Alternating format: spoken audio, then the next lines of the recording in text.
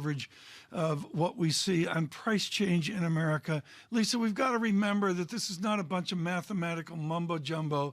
This is a huge part of America flat on their back. Especially the lower income tiers, where it's eating up a bigger and bigger proportion of disposable income, where you have people making the decision between filling up their gas tanks and buying an extra sweater or an extra pair of pants. And how much do we see that continue to pressure margins, which is some of the bear cases going forward, versus alleviate in terms of people pushing back against price increases and getting inflation back down? Kaylee, one thing off the radar here as we go into this report 4 minutes away is we've barely touched on health care, and yet I hear that percolating in different reports as a study for the end of the year. Well, and I'm sure that will be a point that the administration is trying to make, Tom, because when we look at that Inflation Reduction Act, we know that some healthcare pricing, drug pricing is included in that.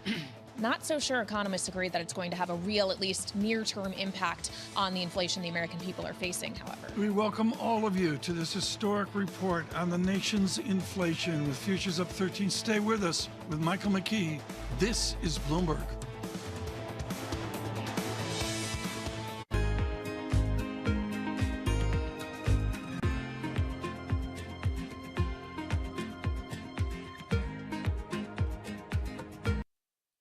If I start talking right now, is it echoing for you guys?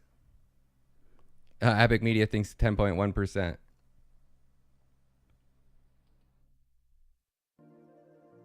I just need to know if it's echoing, because if it is, I have to switch back to the other screen. If not, I can just mute this and let this play, so. Looks like we got 3 minutes and counting, baby.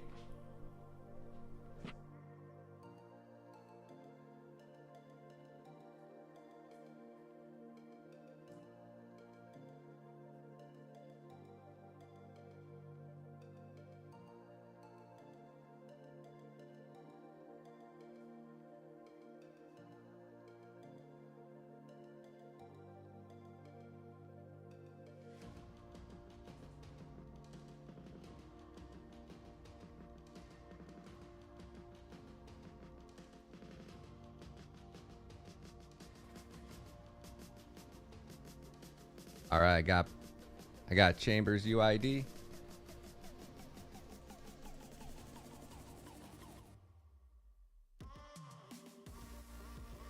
My man, Chambers. All right, homie, drop your TRC20 address in the chat, my dude.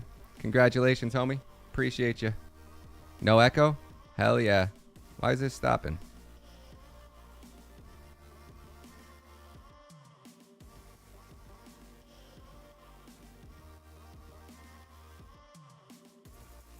So remind me when I need to switch back over to turn this on so we can hear them talk. I need a hug. Yo, what up? Let's see what the squad's thinking. So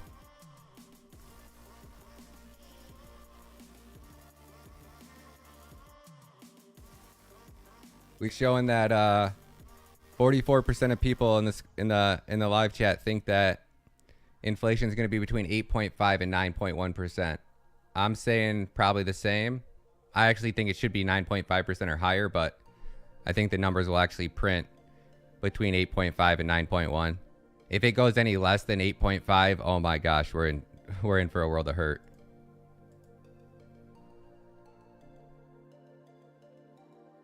Flux top gainer, baby. Let's go.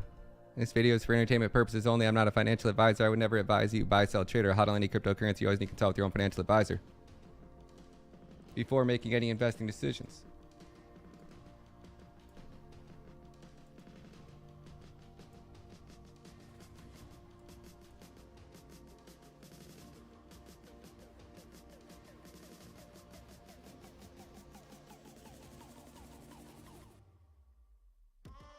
Bring the pain, baby.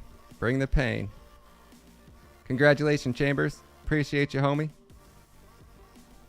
See that you signed up all the way back in March, or in May. In May of 2022. Thanks, homie. I appreciate the support big time. Market's pumping now. Let's go. Ryan KDA just passed VeChain and TVL. That didn't take long, right? Let's go, baby.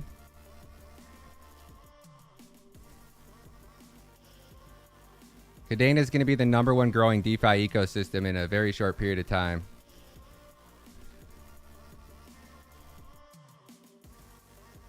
All right, let's turn this back on real quick.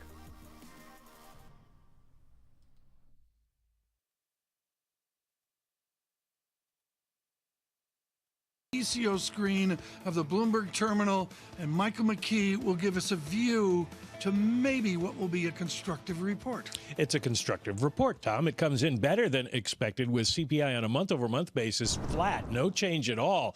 That is down from 1.3% in the month of June, so a major drop in the headline number. The core goes up by 0.3%. The forecast was for 0.5, and in June it was 0.7. So that's an unexpectedly better than forecast report. On a year-over-year basis, CPI is at 8.5%. We'd expected a drop to 8.7 from the 9.1 last month. And the core is at 5.9%. Now, the expectation was it would go higher. 5.9 was the same number as in June. The expectation was it would go higher to 6.1% because pressures were spreading. But this is the kind of news that's going to make the folks at the Bureau of Labor Statistics and at the White House and at the Fed smile a little bit. Mike, look into the data further here. We'll come right back to you with a big lift to the market. Futures up 1.38%, 57 S&P points. Dow out over 33,000 is remarkable, 356 points, and a solid 2% move in the NASDAQ 100. Lisa, describe the 210 spread with a launch to a lesser inversion. Yeah, I think that is the takeaway here. You see the 2-year yield plunge on the heels of the right kind of downside surprise. Right. You've got to tick back to 43, a negative 43 yield curve inversion on the basis points. Honestly, though, how much does this really move the needle when you're still talking about core CPI at 5.9%? And that, I think, is going to be the key message from a lot of Fed officials. Yeah, a step at a time here. Dollar comes in weaker with finally a 103 print on euro as well. Michael, the level of surprise here on a fan distribution of all the experts you reviewed, where are we on that fan distribution? This has got to be right at the edge of great. Dude, is this not insane? 8.5%. Buckle up your seats, boys and girls. Hopefully you got your KDA bags packed because we ain't coming down. No way. Let's go. Let's effing go.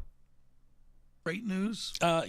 Yeah, as long as you define great news as something that doesn't move that much, because as one of your guests was saying just before we went on the air, this isn't going to be the president's going to come out. The straight line president's going to come out and say we've launched from 9.1% down to 8.5%. Can the president extrapolate out and say we're going to be at 8.2% or 8.3% in 30 days? My guess looking at this is that maybe he can. Looking at some of the underlying numbers. Now, we don't know what will happen with energy prices. The war goes on in Ukraine. This is so bad because this signals to the feds that what they've done is working. And we all know that nothing has gotten cheaper around us, right? And they got in this position by printing recklessly in ridiculously large amounts of money. And they continue to change how CPI is calculated so that the numbers are in their favor. Now, they haven't changed them in the last month that we know, but we have no idea if the information that they are feeding us is actually accurate. Every time there's ever been a financial collapse, like the dot-com bubble, the tulip bubble, right? The housing market bubble, the subprime mortgage bubble of 2008, 2007, right?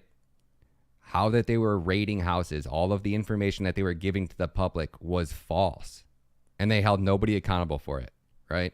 So to think that there's not something being manipulated when we talk about CPI numbers is a drastic understatement. I mean, they even come out and admit it, but how they calculate CPI, right, is they send one employee at the Federal Reserve. The Federal Reserve has, I want to say, 270 employees on salary every year. These employees go into a specific Walmart in a specific town every month, or a grocery store, wherever they go, right? And they go in looking for a can of bean soup, right? Or whatever the item is. And they record it on a sheet of paper. They're sending employees with a piece of frickin' paper to go into these supermarkets or stores or whatever and jot down the price of certain items, right? So if they go into Walmart this month, they grab a can of bean soup and